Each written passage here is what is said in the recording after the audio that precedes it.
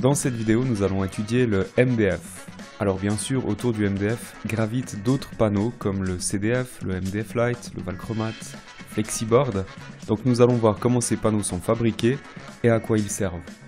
Le MDF est une invention qui nous vient des States. En effet, il est né aux États-Unis dans les années 60. Et vous aurez compris la signification de ces trois lettres. M pour moyenne, D pour densité et F pour fibre. Donc ça nous donne pour le MDF un panneau de fibre de moyenne densité et puis pour le HDF un panneau de fibre de haute densité. En anglais, ça nous donne Medium Density Fiberboard, là on peut mettre les lettres dans l'ordre, ça donne réellement MDF, ou High Density Fiberboard.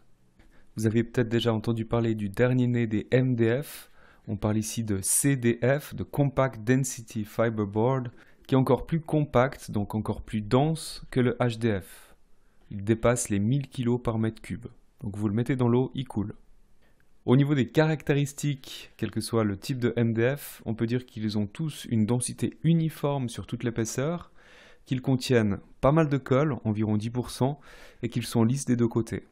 Avec une densité constante sur toute son épaisseur, le MDF peut être usiné comme du bois massif.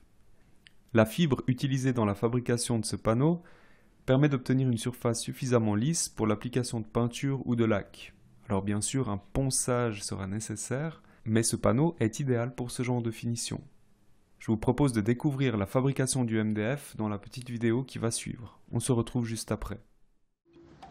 Nous sommes à Bazeilles dans les Ardennes, où la société Unilin fabrique des panneaux de fibres de bois.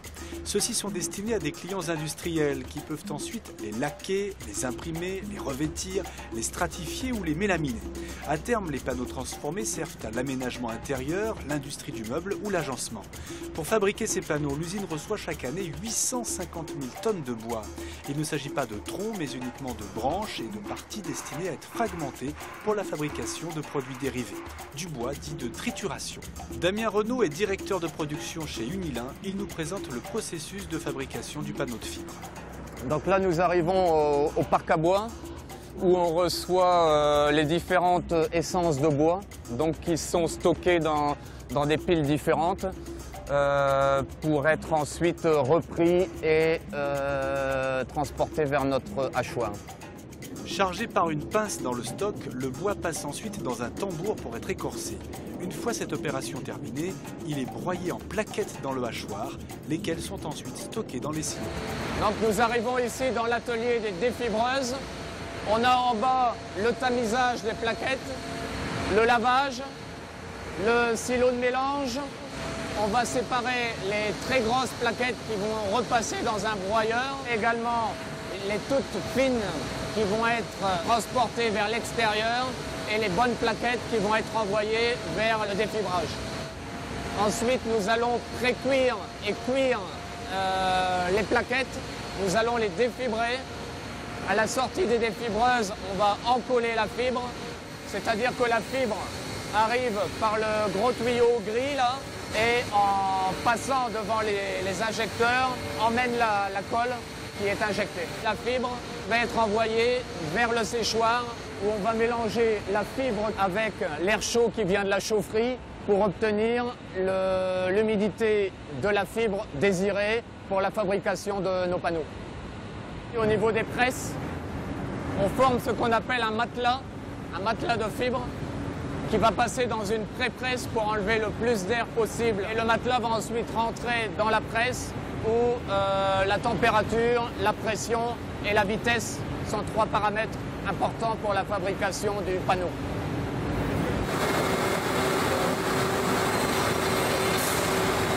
Donc ça c'est le produit fini, donc une épaisseur de 9 mm qui ne reste plus qu'à être refroidi et scié. Toutes les 3 heures, des échantillons font l'objet de nombreuses vérifications de résistance et mesures de caractéristiques mécaniques. In fine, les panneaux présentent de nombreux avantages, comme nous l'explique Alessandro Palermo, le directeur général de l'usine. Alors tout d'abord, ils nous permettent d'utiliser des bois de trituration qu'on va transformer en panneaux de fibre, et ça va nous permettre d'avoir des panneaux larges, de différentes épaisseurs, meilleur marché que de faire ça avec du bois brut. Parallèlement, l'usinage en est simplifié, la stabilité du panneau est bien supérieure à du bois massif, et ensuite on a des caractéristiques mécaniques et des densités qui sont très intéressantes et qui permettent aux industriels d'avoir un produit constant et qui vont pouvoir travailler dans de meilleures conditions. Ils sont peu déformables ou très faiblement déformables, ils ne fissurent pas, on peut les transformer en panneaux qui vont résister à l'eau, des panneaux qui vont résister au feu ou des panneaux standards qui vont être pour des utilisations classiques. Donc ça offre vraiment une variété d'utilisation très importante. Donc si on résume la fabrication du MDF, on va commencer par écorcer des branches et des restes de scierie, qu'on va ensuite hacher pour obtenir des plaquettes de grande dimension. Ces plaquettes seront tamisées et lavées. Le tamis, c'est donc une sorte de passoire qui permet de trier les grosses et les petites plaquettes. Celles-ci vont être ensuite cuites à la vapeur. On va les faire passer dans une sorte d'étuve, 5 minutes à 170 degrés avec beaucoup d'humidité. On va donc obtenir des plaquettes toutes molles, ce qui permettra de les défibrer en les faisant passer entre deux disques en rotation. Donc une sorte de moulin à grains qui va défibrer nos plaquettes de bois. Cette fibre est encore humide, elle ne pourrait pas absorber la colle qu'on va lui appliquer, donc on va sécher cette fibre entre 12 et 15%. Maintenant qu'elle est sèche, on peut l'encoller. Elle va pouvoir absorber de la colle vu qu'elle contient moins d'eau que tout à l'heure. Une fois encollées, ces fibres seront ensuite déposées sur un long tapis roulant qui permettra d'effectuer un pressage en continu. Donc ici on parle de procédé à sec, puisqu'ici on a séché les fibres, mais avec de la colle, puisque ces fibres ont été encollées. Donc on se retrouve avec un matelas de fibres pour l'instant de faible densité, mais cette densité va progressivement augmenter au fur et à mesure que ce matelas est pressé. Une fois qu'on a obtenu l'épaisseur et la densité voulues, ce matelas de fibres sera fractionné en différents panneaux, donc on va le prédébiter avec une lame de scie circulaire. Les panneaux ainsi obtenus vont pouvoir être insérés dans une presse à étage. Cette presse est chauffante, donc grâce à la chaleur, la colle de ces panneaux va sécher, va polymériser, c'est-à-dire qu'elle va effectuer un séchage chimique irréversible. Une fois le séchage terminé, ces panneaux seront sortis de la presse et seront refroidis sur des râteliers en étoile. On va ensuite s'assurer qu'ils atteignent la teneur en eau de 8%. Ils seront à ce stade poncés finement avec grande précision. Et puis la suite, c'est toujours un petit peu la même histoire. On va les calibrer aux dimensions commerciales, celles que l'on peut mesurer dans nos ateliers. Et puis on les emballe pour la livraison. Du côté des produits MDF, on trouve bien sûr le MDF standard. Également un MDF verdâtre qui lui est un panneau hydrofuge. Donc au contact de l'eau, il va faiblement gonfler. Il est donc adapté aux pièces humides. Tout comme le panneau de particules, le MDF a sa version inifuge de couleur rouge. Son indice 510 se décline ainsi: B pour difficilement inflammable, S1 pour faible dégagement de fumée et D0 pour aucune formation de gouttes incandescentes. Tout comme son cousin le panneau de particules, le MDF peut recevoir une couche de mélamine en surface, donc un revêtement synthétique plaqué d'usine qui ne nécessitera pas de traitement de surface ultérieur. Seul un bordage des champs sera nécessaire. S'il ressemble vaguement au MDF mélaminé, le MDF prépeint n'a pas du tout la même fonction. Comme son nom l'indique, ce MDF est prévu pour une finition à peindre ou laquer. Ce panneau qui est livré avec une sorte de film de papier en surface qui joue le rôle de couche de fond vous évitera de pulvériser cette première couche. De cette manière, on pourra directement appliquer la ou les couches de finition sur les faces de ce panneau. Pour les champs, malheureusement, c'est une autre histoire puisque là, c'est du MDF brut, tout à fait standard. Donc là, en général, on colle des champs prépeints qui ont le même état de surface que ce film couche de fond, ce qui facilite la finition sur l'ensemble du panneau. Le MDF teinté dans la masse, souvent appelé valchromate, va aussi nous simplifier la tâche lors d'une finition que l'on voudrait colorer. En effet, il contient des pigments qu'on va retrouver jusqu'au centre du panneau. Donc durant la fabrication, chaque fibre a été imbibée de colorant. Donc ici, l'usage de laque pigmentée n'est pas nécessaire, on n'a pas besoin de peinture pour trouver cette couleur, vu qu'elle est déjà présente dans le panneau. Une simple application de vernis, de cire ou d'huile permettra d'apporter un peu de brillance à ce panneau qui, lorsqu'il est brut, est très mat. Le problème du MDF, c'est peut-être son poids. 750 kg par mètre cube, c'est pas rien. À titre de comparaison, l'épicéa, c'est 450 kg par mètre cube. Donc ça fait quand même une sacrée différence, surtout lorsqu'on fabrique des éléments épais, comme c'est le cas de cette commode. Donc pour pallier à ce problème, on a deux solutions. La première, ça peut être le MDF Light, un MDF mais plus faiblement compressé au moment de sa fabrication. Donc vu qu'on a moins de fibres, on a une masse volumique légèrement plus faible, 600 kg par mètre cube. Ces éléments deviennent alors un petit peu plus légers, surtout lorsqu'ils sont grands et épais. L'autre solution, c'est le HDF. Alors le HDF, lui, a une masse volumique très importante, qui avoisine les 1000 kg par mètre cube. C'est pas forcément notre solution en soi, mais lorsqu'on le couple à un élément plutôt léger, ça peut être du panneau de particules extrudé ou du carton alvéolé, on obtient un élément très épais, mais plutôt léger.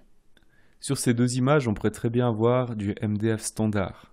Toutefois, avec ses 1000 kg par mètre cube, le HDF présentera une meilleure résistance à l'usure, une meilleure résistance mécanique, en particulier à la flexion, qu'un MDF standard. Donc idéal pour un élément qui sera très sollicité, comme cette porte, ou un élément mince qui devra quand même résister à une certaine pression et ne pas céder. Le CDF, ou le Swiss CDF, Compact Density Fiberboard, reprend ce concept d'élément mince qui ne doit pas céder, donc il doit être très résistant. En effet, il est très résistant parce qu'il dépasse les 1000 kg par mètre cube, donc il est encore plus dense, encore plus compact que le HDF. Ce panneau sera souvent livré avec un revêtement synthétique constitué de papier craft pour une certaine résistance et une épaisseur, un papier décor d'une couleur unie ou imitation bois et d'un film de protection de mélamine particulièrement résistante à l'abrasion. Au même titre que le stratifié compact auquel il ressemble lorsqu'il est teinté en noir comme c'est le cas ici, le CDF pourra être utilisé en fines épaisseurs. Ça peut être du 10-12 mm. Il est suffisamment dense pour garantir sa rigidité.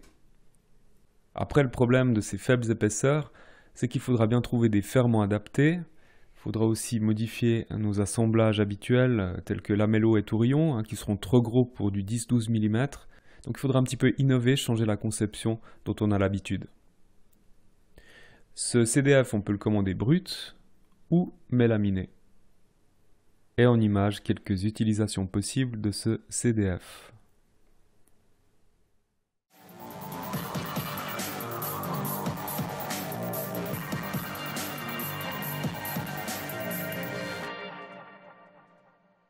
Après cette vision fait maison du panneau rainuré pour obtenir son cintrage, place au flexiboard, donc un MDF industriel déjà rainuré, donc plutôt pratique si vous avez pas mal de mètres carrés à cintrer.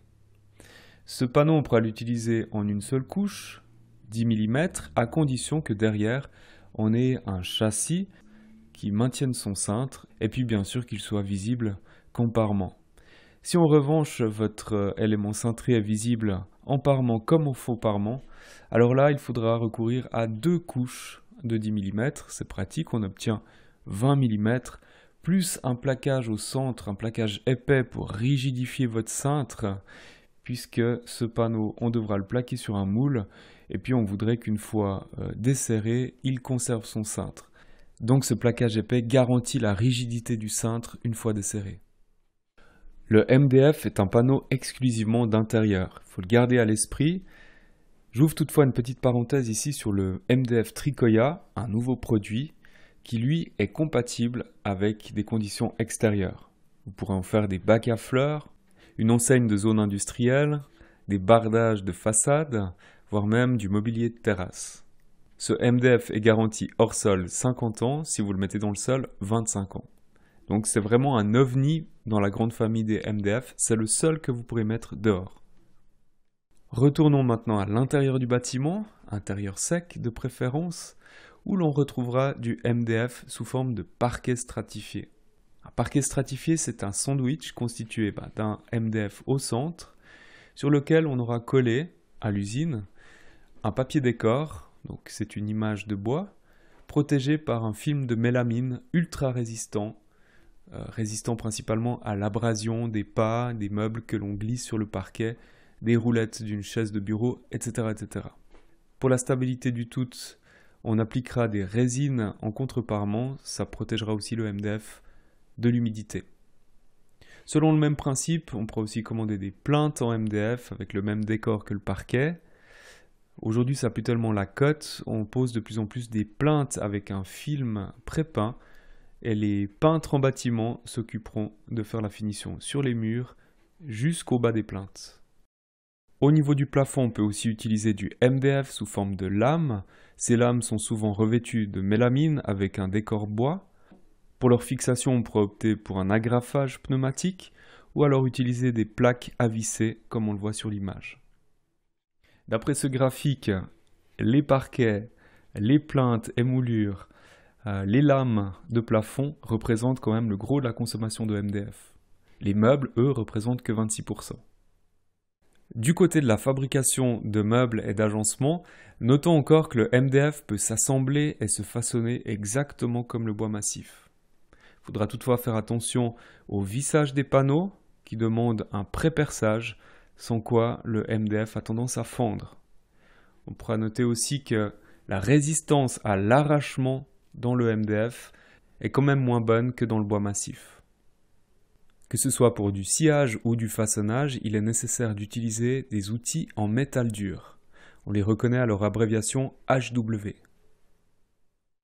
Le point critique au niveau de la finition du MDF, c'est ces champs qui sont très absorbants et qu'il faudra donc poncer le plus finement possible, donc parfois jusqu'au 240. Une fois rendu le plus lisse possible par ponçage, on pourra ensuite appliquer un bouche-port qui va saturer cette surface et la rendre moins absorbante. On pourra ensuite appliquer une couche de fond de couleur neutre, blanche, qui elle accueillera la couche de finition, donc la laque pigmentée de couleur. Donc en résumé, on a notre MDF qui a une certaine porosité, une certaine rugosité. Ce MDF recevra dans un premier temps un bouche-port qui va saturer ses pores, une couche de fond plutôt visqueuse, riche en liant, qui va permettre d'aplanir la surface, de lisser la surface, d'obtenir aussi une couleur neutre, blanche. On appliquera ensuite la laque de couleur, ou la laque blanche, et on terminera par une couche de vernis transparent pour la brillance et la résistance finale. Notons que cette finition longue et coûteuse ne se fera pas à chaque ouvrage. La plupart du temps, on vous demande de livrer votre agencement avec une couche de fond et c'est ensuite le peintre en bâtiment qui fera la finition. Là, on aurait pu imaginer utiliser des MDF pré-peints, d'autant plus que les portes sont planes et simplement rehaussées par une petite baguette de bois massif collée en applique. Donc ce panneau se justifierait parfaitement dans cette situation. Il s'agit de la première technique qui permet de simuler des portes assemblées.